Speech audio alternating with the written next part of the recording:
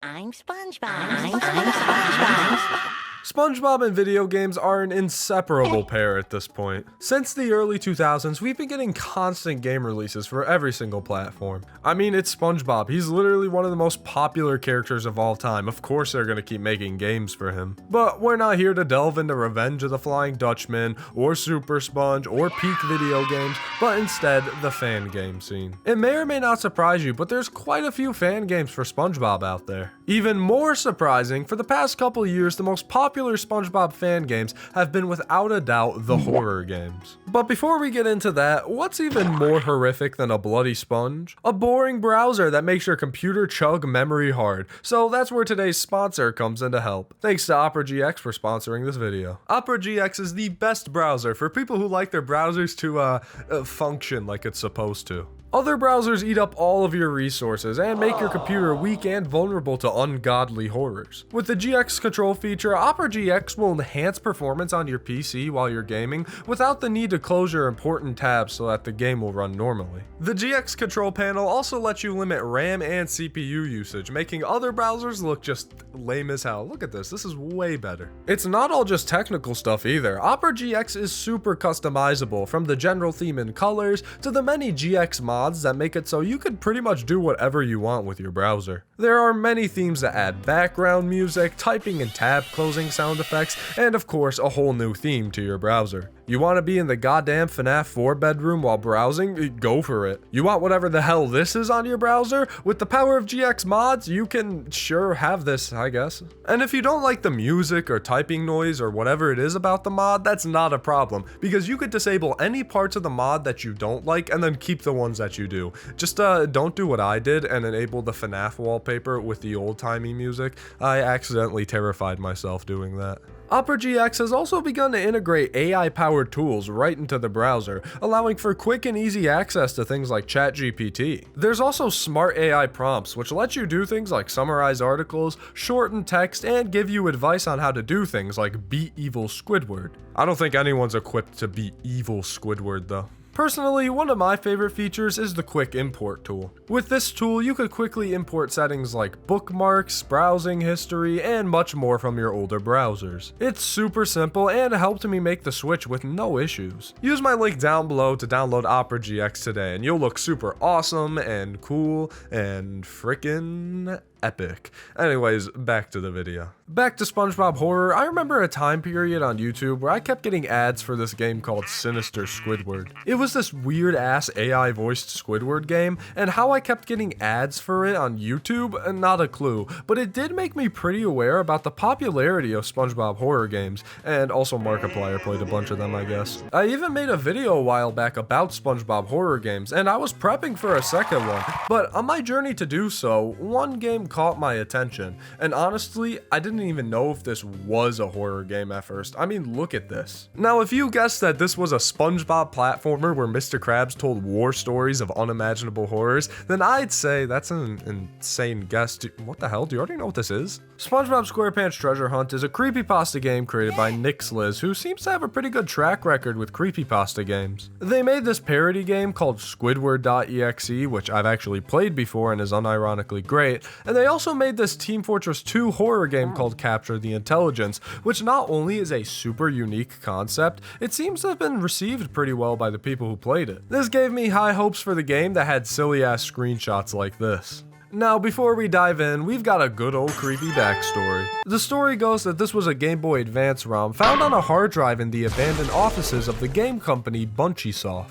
Nobody was able to modify or rip stuff from the game's file. All you could do is play it on its own standalone emulator. Mysterious disappearing company? Creepy abandoned hard drive containing a game file? Oh, hell yeah. I cannot wait for this game to come to life and steal all of my bones. The game starts up with the classic Game Boy Advance startup. The art style strives to both mimic the look and sprites of a licensed Game Boy Advance game, while also looking just scuffed enough to be a bit off-putting. You know what I mean by that. You can never trust a game with sprites this crusty. The menu gives you two options, start game or visit Mr. Krabs. Visiting Mr. Krabs will bring you to, well, Mr. Krabs. At the moment, he just gives you some really basic advice, but trust me when I say he becomes very important later on. With the red crustacean dealt with, it's time for some gameplay. And let me tell you, as someone who's used to games like this being nothing but walking simulators, such as the many EXE games I've covered in the past, this game is actually really great. You play as Spongebob in a basic platformer, collecting clamshells and the occasional golden spatula. There's various enemies to overcome, and your goal is to reach the chest at the end of the level. Now right off the bat, you might be considering me criminally insane for calling this gameplay amazing. Now, you may be right, I have played enough Sonic horror games to make me lose it,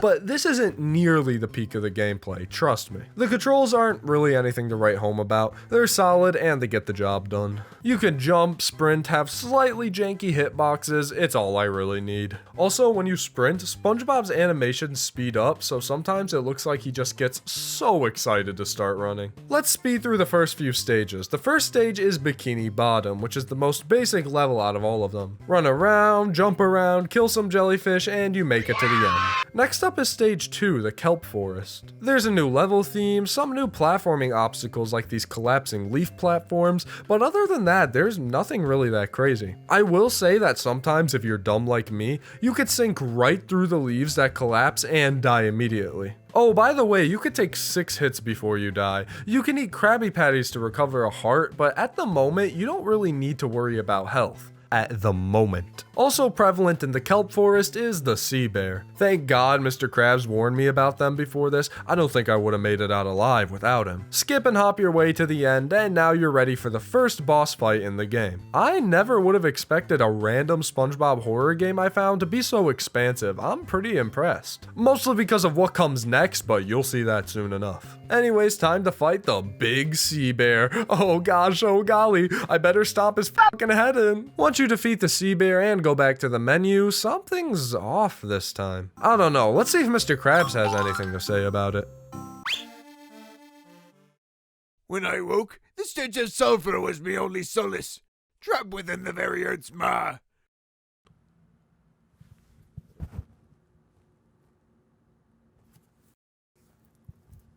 Excuse me? This is where the game begins to take a turn into horror, putting up an honestly decent facade at first. If I didn't already know that this was a horror game, maybe I wouldn't have seen this coming. That's a big maybe though. The second I would have seen Mr. Krabs say, collect shells, I immediately would have been put on guard. The new tonal shift continues into the new levels, with stage 4 being titled Cliffs of Salt, including a new world map as well. Immediately, the game shifts for the better, with new graphics and new eerie music as well. Speaking of the music, it's pretty great, especially since Nixliz did all of this himself. That is super impressive. They did a great job making the first few songs sound more SpongeBob-y and generic, but in making the other songs, not only were they unsettling and eerie, but still somehow maintained that SpongeBob Game Boy Advanced game feeling. I know that's a super specific thing to say, but just go and listen to them yourself, you'll see what I mean. Anyway, stage 4 is simple enough. There's new enemies like these eyeball slugs that you can stomp into oblivion, and these little sulfur geysers that can harm you. I guess Mr. Krabs actually somewhat preps you for what's to come in the next level.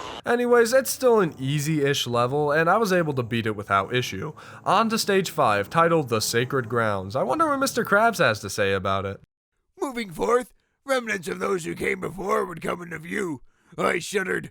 Thanks, Krabsy. This level introduces a new mechanic involving this red and blue switch. If the switch is blue, then blue blocks are solid and red is invisible, and if it's red, red is solid and blue is invisible. A simple concept, but one that actually makes for some decently fun platforming that you might actually have to think about at times. The level is this strange dark area, with the new enemy this time being these little arrow turrets that are basically just slightly more annoying bullet bills. Stage 5 is complete, and Mr. Krabs is going through it with this next message. In effigy, an abomination of earth and flesh would stand, the incestuous procreation that bore the shame of the entity it honored. Stage 6 is the next boss fight, titled The Effigy. The boss is this weird flipping machine thingy with these 2 big old bulbs on each side of them. You gotta wait until these blocks become solid and then jump on top of the bulb thingies. The boss fight isn't really difficult or complex, but the design is pretty cool, and also for beating it, you get 8 clams, baby! We're buying the inflatable Squidward tonight, let's go! Despite the newfound wealth that SpongeBob has acquired, Mr. Krabs is still in a traumatic state when he talks about the next stage. Dust battered me tired eyes, and the sun beat down on me bare skin.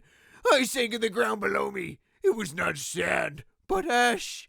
Stage 7 is Ashen Fields, where the new mechanic is these ash pits that you can sink into. It's like a desert level in Mario if the desert level managed to leave an impact on Mr. Krabs' psyche for the rest of his life. There's new enemies too, these little blood skeleton fellows who pop out of the ground. I unironically jumped at the first one I encountered, and I have zero clue why. It didn't like scare me or anything, there wasn't like a super loud noise, but it still got me, I guess. With stage 7 complete, it's back to the menu, which I failed to mention that it's gotten darker since last time. Also, these glowing dots linger in the background, possibly being a pair of eyes that are watching your every move. Oh, and Gary's in the corner tweaking the fuck out. Speaking of tweaking, Mr. Krabs has another horrific lore dump for us. I found myself in a city of heads. The ancient eyes are reborn, twisted folk judging me. I pity them. Not dead, but not living.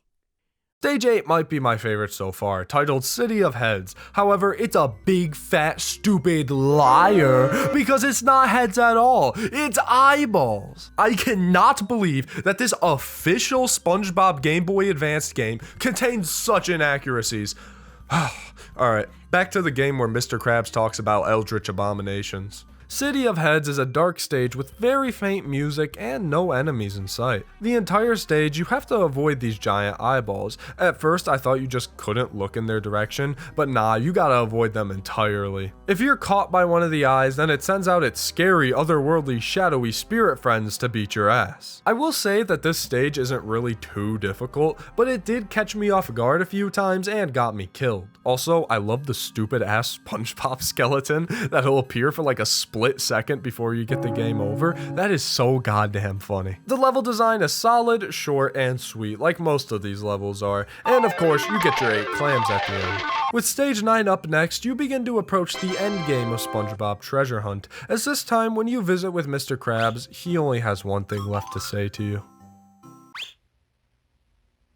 Alright, well that can't be good. Stage 9 is the Inner Sanctum, and this is the last normal level in the game. This stage pretty much takes everything from the past stages and smushes it into this amalgamated platforming mess, and I say that in a good way. There's just a lot going on in this stage, from enemies to projectiles to these gooey balls. You can't just breeze to the right throughout this level like normal, you actually have to platform. Terrifying, I know. I think this is the best stage in the game, maybe better than City of Heads, but in fairness, this stage is longer and objectively more difficult, so the other stages don't really compare. With this last stage completed and your incredible reward obtained, there's only one way forward from here on out, and it's to continue to stage 10.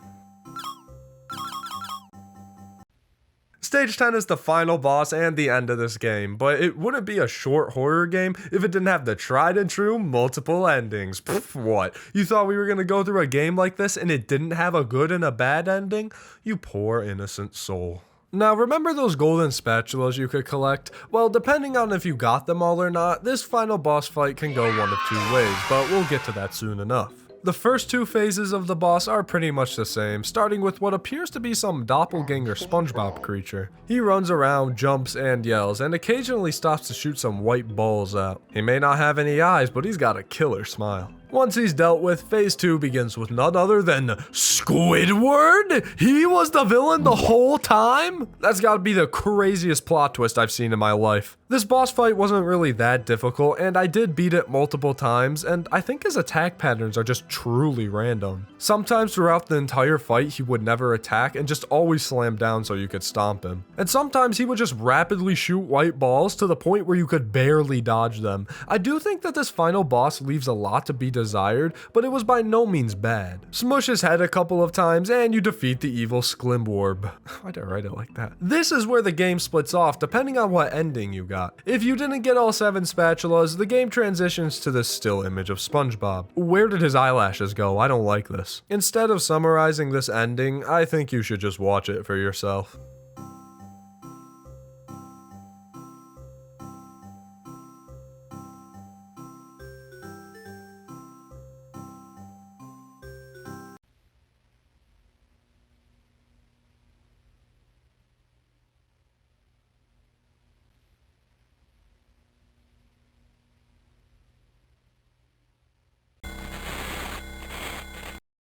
I'm confused. What did he find? I could tell you it wasn't his eyelashes. I like this ending, mostly because I was totally expecting a giant jump scare, but it was just a creepy little blip into scary SpongeBob, some glitches, and then the game was over. I think I've been brainwashed by creepypasta games to think that every game needs to end with a jump scare. Now, that was the bad ending, but what if you get all 7 spatulas and get the good ending? Well, when you squish the squid monster with all 7 spatulas, the game doesn't end there, and instead you move into a third phase of the boss fight, the Wall of Squid. This boss fight's a bit tougher, with more random attack patterns, including this gross leaking yellow stuff, and a bunch of white balls are pretty much undodgeable. All you gotta do is stomp on Squidward's tumors he's got growing back here, and eventually you'll stop him. After this, you're transported back to Bikini Bottom, where none other than the treasure you were looking for all along is waiting right there for you. Congratulations, you did it. Wait, why is Patrick here? His bum ass didn't do anything the whole game. Anyways, you saved the day, and now the credits roll. Really gotta hand it to the guys who made this game. Let's see, Nicholas the director, of course, how could we forget him? David on lead artist, some pretty good sprite work in there. Vivian, of course, also helping out with the sprites. Yeah, lead programmer, alright, that all makes sense. Alex, is that like a little girl? Okay, Garth, the consultant, I don't know if I want to consult. Tobias, what's that guy staring at? Big Mike? Big Mike, that dude did not write anything. David's face is gone. Harold is eating the camera. Oh god. Oh my god. I don't like Joe. I don't like this. I don't like this. Get me out of here. That is not quality assurance. Oh my god. And with a new fear of Joe from quality assurance in the back of my head for the rest of my life, SpongeBob Squarepants Treasure Hunt finally comes to an end. Now listen, this wasn't like a groundbreaking, unfathomable experience, but I will say this without a doubt was a great game. I had zero clue what I was in for when I first booted up this game. I was totally expecting your typical .exe game, just maybe being a walking simulator with some scares thrown in, but god damn it, Nixliz did a great job. This is how you do a creepypasta game. Make it an actual game with actual horror. The gameplay itself was entertaining, having variety throughout its various levels and different game mechanics to use. I do wish that we could have spent a little more time with these mechanics, as most of them are used just once or twice. Also, the inclusion of boss fights was just plain cool. I love fighting horrors beyond comprehension as SpongeBob. Speaking of horrors, the horror in this game is done pretty well. The scuffed 16-bit look of the game does a pretty good job at both luring the player into a false sense of security and unsettling them at the same time. The weird-ass Mr. Krabs dialogue accompanied with the visuals just makes for a really unique horror experience. It didn't rely on blood or jump scares or anything like that. It built up its horror through visuals and key moments in the game and went for more of an eerie and eldritch horror aesthetic rather than just throwing everything in your face. And then there was the endings of the game, which the credits genuinely made me uneasy. Like, who the fuck is Big Mike and why did he want to write for a SpongeBob game? But I mean, he did it, so good for him. Outside of the menus and whatnot, the sprites were done super well too. I especially loved the weird SpongeBob guy for some reason. I don't know, he just looked neat. Once again, there was no over-the-top blood or gore, but there was some good uses of dark and uneasy settings, with the occasional gore thrown into the maps or sometimes the enemies. SpongeBob Squarepants Treasure Hunt was a great creepypasta game and probably one of, if not the best SpongeBob horror games I've ever played. I'm really looking forward to Nixliz's future work, and hopefully it has nothing to do with Joe. Please do not involve Joe. And with that, the video is now over. Thank you for watching, and hey, how about we roll some credits of our own, shall we?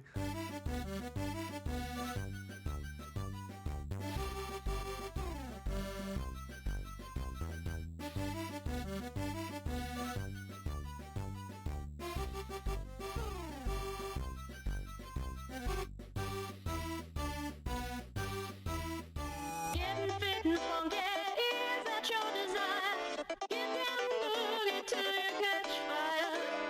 Dance and shake the soul and makes you feel alive. Shakes up your body, high five.